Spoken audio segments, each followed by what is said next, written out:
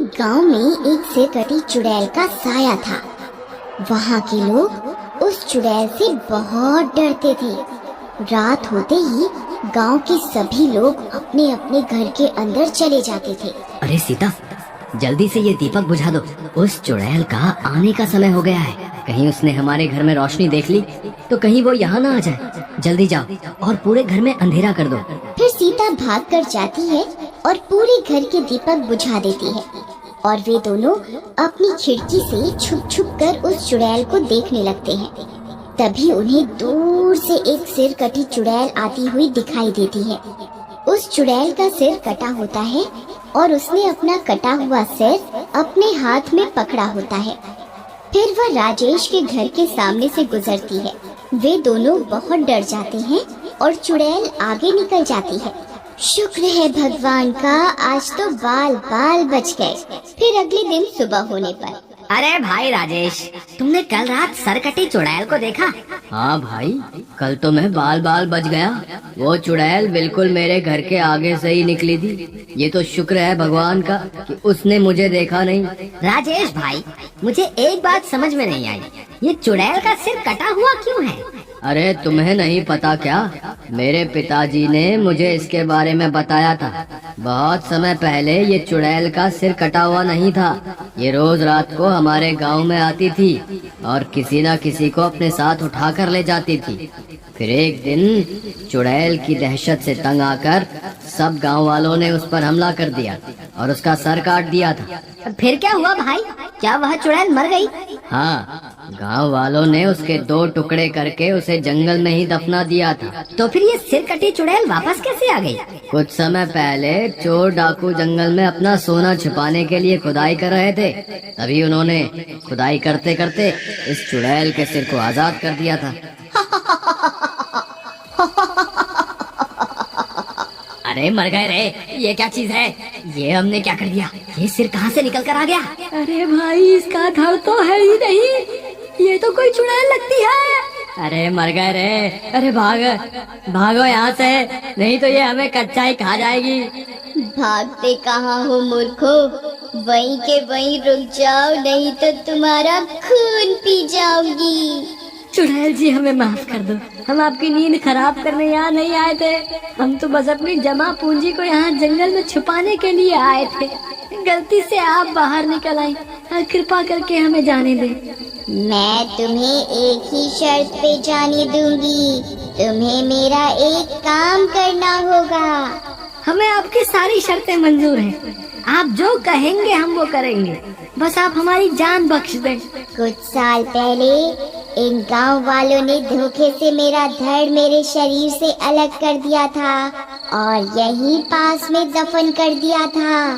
तुमने मेरा सिर तो आजाद कर दिया, लेकिन मेरा धड़ अभी भी यहीं कहीं दफन है। तुम्हें मेरा धड़ खोद कर निकालना होगा, तभी मैं तुम्हें यहाँ से जाने दूंगी। ठीक है, हमें मंजूर है, हम अभी आपका धड़ खोद के निकाल देते हैं। फिर वे सारे चोर उस चुड़ैल का धड़ ढूंढना शुरू कर देते हैं। कुछ समय खुदाई करने पर उन्हें उस चुड़ैल का धड़ भी मिल जाता है। फिर वह धड़ चलकर अपने कटे हुए सिर के पास पहुंच जाता है।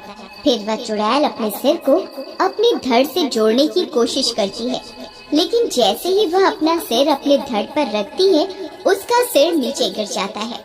वह फिर से कोशिश करती है, लेकिन फिर से उसका सिर नीचे गिर जाता है। अरे ये क्या, मेरा सिर तो वापस मेरे धड़ से जुड़ ही नहीं रहा, अब मैं क्या करूं? चुड़ैल जी, हमने आपका काम पूरा कर दिया, कृपा करके अब हमें जाने दें। इतना बोलकर वे सारे चोर डाकू वहाँ से दुम दबाकर भाग जाते हैं। उस दिन के बाद से ही उस चुड़ैल का नाम सिर कटी चुड़ैल पड़ गया और अब वह अपना सिर उठाए रोज अपने शिकार की तलाश में हमारे गांव में आती है। लेकिन भाई राजेश, हम कब तक इस चुड़ैल का आतंक सहते रहेंगे? हम सब गांव वालों को मिलकर कुछ ना कुछ करना होगा। तुम सही कहते हो कन्हैया, हम अभी सरपंच के पास चलते हैं, वही कोई ना कोई रास्ता निकालेंगे। सरपंच जी, आपको तो पता ही है इस सरकटी चुड़ैल के आतंक के बारे में। मुझे लगता है अब वक्त आ गया है, हम सबको मिलकर इस सिरकटी चुड़ैल का सामना करना ही होगा, नहीं तो हमारे बच्चे दिन में भी घर से बाहर निकलने में डरने लगेंगे। तुम सही कहते हो राजेश, लेकिन हम उस चुड़ैल का सामना कैसे करें? हमें इस चुड़ैल से निपटने के लिए किसी तपस्वी साधु की मदद की आवश्यकता पड़ेगी। मैंने एक तपस्वी को जंगल में तपस्या करते हुए देखा है, क्यों ना हम सब मिलकर उनसे मदद मांगने चले? तुम सही कहते हो कन्हैया, हम सब अभी उनसे मदद मांगने चलते हैं। फिर वे सब मिलकर जंगल की ओर उस तपस्वी साधु की तलाश में निकल पड़ते हैं। कुछ देर चलने पर शाम हो जाती है। तभी अंधेरा हो जाता है और डरावनी डरावनी आवाजें आने लगती हैं। अरे मुखिया जी, हमें जल्द से जल्द उस तपस्वी साधु को ढूंढना ही होगा, नहीं तो वह चुड़ैल हमें जरूर ढूंढ लेगी। माँ बाहर अंधेरा हो गया, लेकिन बाबा अभी तक घर क्यों नहीं आए? पता नहीं बेटा, तेरे बाबा रोज अंधेरा होने से पहले घर आ जाते थे, पता नहीं आज क्यों नहीं आए। फिर वे दोनों भी हाथ में मशाल लिए जंगल की ओर चल देते हैं। वहीं दूसरी तरफ वे सब डरते डरते तपस्वी साधु की तलाश में जंगल में आगे बढ़ते जाते हैं। तभी अचानक चुड़ैल उनके सामने आकर खड़ी हो जाती है। अरे मर गए रे, वो देखो सामने क्या है, ये तो वही सिरकटी चुड़ैल है। हे भगवान मुझे बचाओ, अब मेरा क्या होगा? हे चुड़ैल जी, ये सरपंच हम सब में सबसे मोटा ताजा है, आप इसे खा लो और हमें जाने दो। तेरा दिमाग खराब हो गया है क्या, जो मुझे बलि का बकरा बना रहा है? मैं तुम सबको खा जाऊंगी। मैं बहुत दिनों से भूखी हूँ, मैं किसी को नहीं छोड़ूंगी। अरे भागो रे, ये तो सबको खाने की बात कर रही है, सब अपनी अपनी जान बचा के भागो। फिर वे भागते भागते गुफा के अंदर घुस जाते हैं। अरे बच गए रे, बाल बाल बच गए। लगता है उस चुड़ैल ने हमें गुफा के अंदर जाते हुए नहीं देखा। चलो गुफा के और अंदर चलते हैं। फिर वे सब गुफा के अंदर बढ़ने लगते हैं। हे साधु महाराज, हमें आपकी मदद की आवश्यकता है। तुम सब कौन हो और तुम सब इतने घबराए हुए क्यों हो? हे साधु महाराज, हम जिस गांव से आए हैं उस गांव के ऊपर सिरकटी चुड़ैल का साया है। हम उस चुड़ैल से मुक्ति पाने के लिए आपके पास आए हैं। अब आप ही हमें कोई रास्ता दिखाएं जिससे हम उस चुड़ैल का सामना कर सकें। मैं जानता हूँ उस सिरकटी चुड़ैल के बारे में।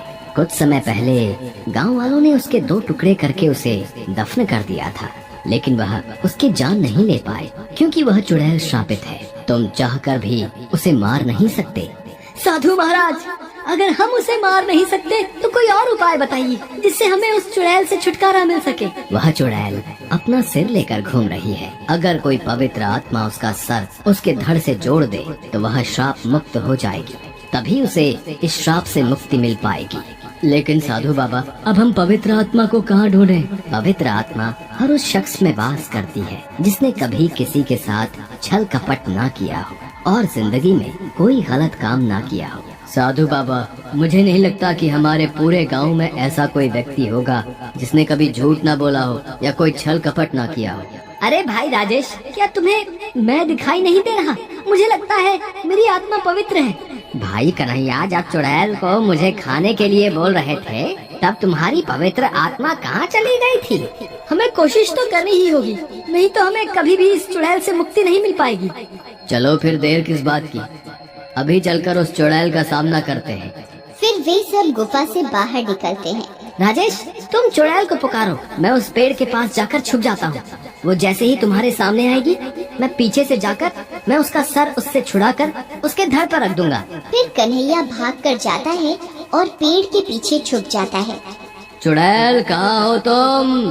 देखो, हम तुम्हारे ही इंतजार में यहाँ खड़े हैं। अगर हिम्मत है तो हमारे सामने आके दिखाओ। तभी चुड़ैल वहाँ पहुँच जाती है। वे सब लोग डर जाते हैं। तभी कन्हैया पेड़ के पीछे से निकलता है और चुड़ैल का सिर उसके हाथों से छुड़ाकर उसकी धड़ पर रख देता है, लेकिन सिर वापस जमीन पर गिर जाता है। ए, कौन है तू?